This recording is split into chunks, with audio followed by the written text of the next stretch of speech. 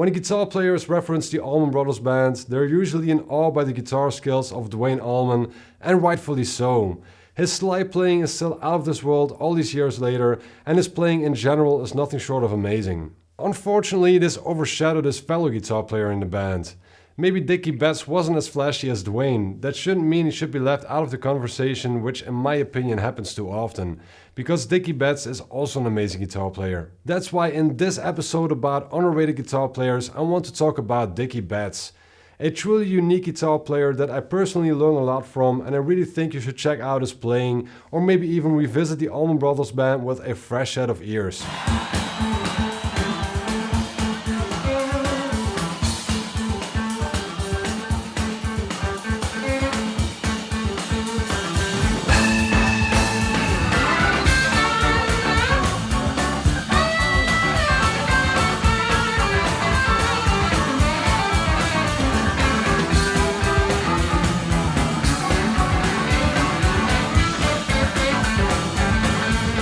There was a good reason that Duane Allman wanted Dickey Betts to play guitar with him in the band.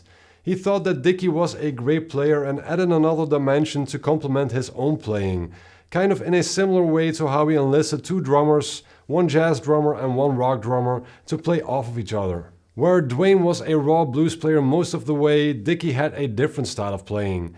Not as gritty in sound or playing style, but a bit more clean with more emphasis on melody. That also comes from a different musical background, which was more rooted in bluegrass, country and jazz. They both learned to play in each other's territory, but each of them still had their own style and sound. And when they played together, it worked like magic. And one of the reasons I think Dickey is a great guitar player is because he was the perfect counterpart to Duane Allman, and that was one of the toughest jobs you could have.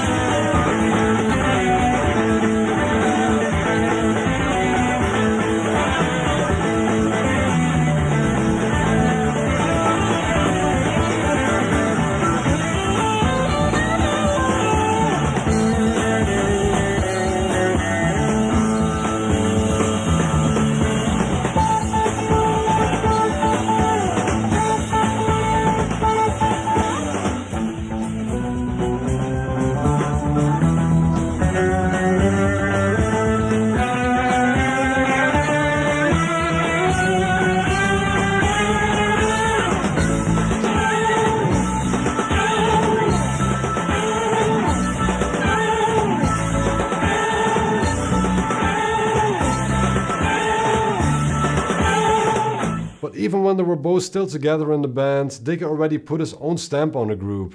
His song In Memory of Elizabeth Reed is one of the band's best known songs, and even though it's an instrumental, a lot of people will recognize it even when they're not familiar with the band. Writing a really good instrumental song is a big accomplishment all on its own, and he did it again when he led the band after Duane's passing with the song Jessica, which even more people will recognize. Those two songs alone should be plenty of proof for the point I'm trying to make with this video.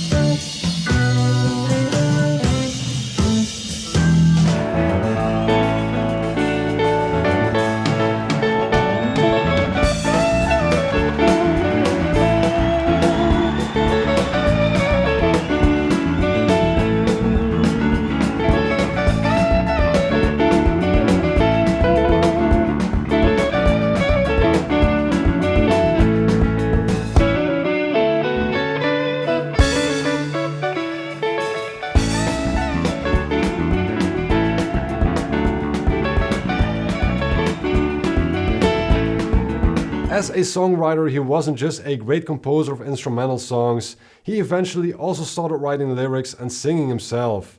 And although he was already credited as a songwriter on Revival, he really came to the forefront with Blue Sky, a song that was still recorded with Duane in the band. Later on, his vocal contributions would become a more prominent part of the band.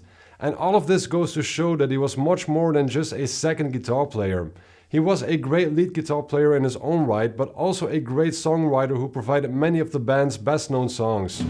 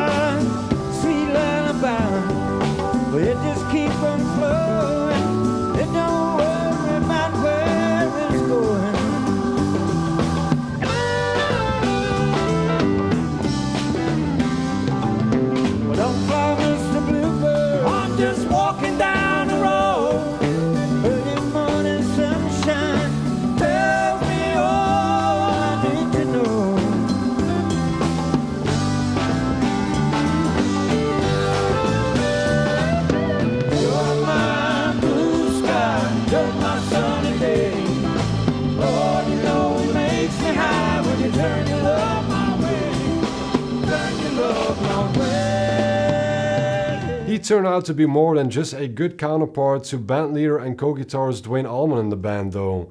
After Duane passed away, he took over the leadership role, not by just being a songwriter but becoming more of a frontman both on and off stage.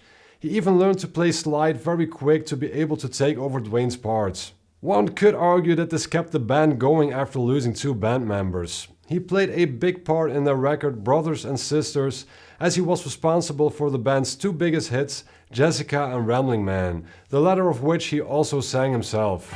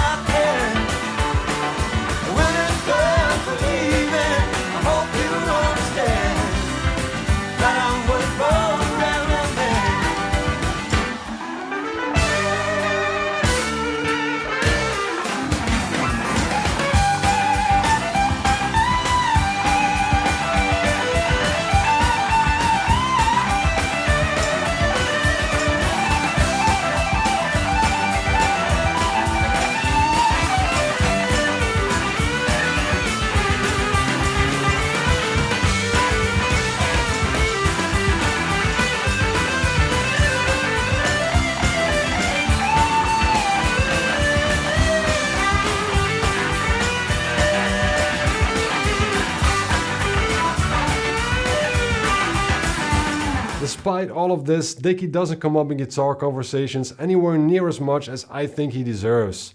Even if you take away all the points I just made, he should be credited just for his guitar playing, because there is a lot to love about the way he plays guitar. I learned a lot from him just by the way he tells a story with his guitar.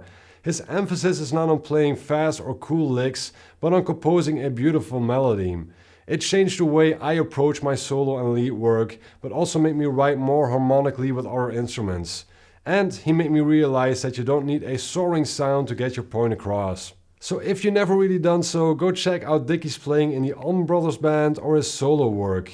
He's a truly unique guitar player that you can both enjoy listening to but also learn a lot from. Let me know what you think in the comments down below. Thank you very much for watching. Please like, subscribe, hit the bell icon, and I'll see you next time.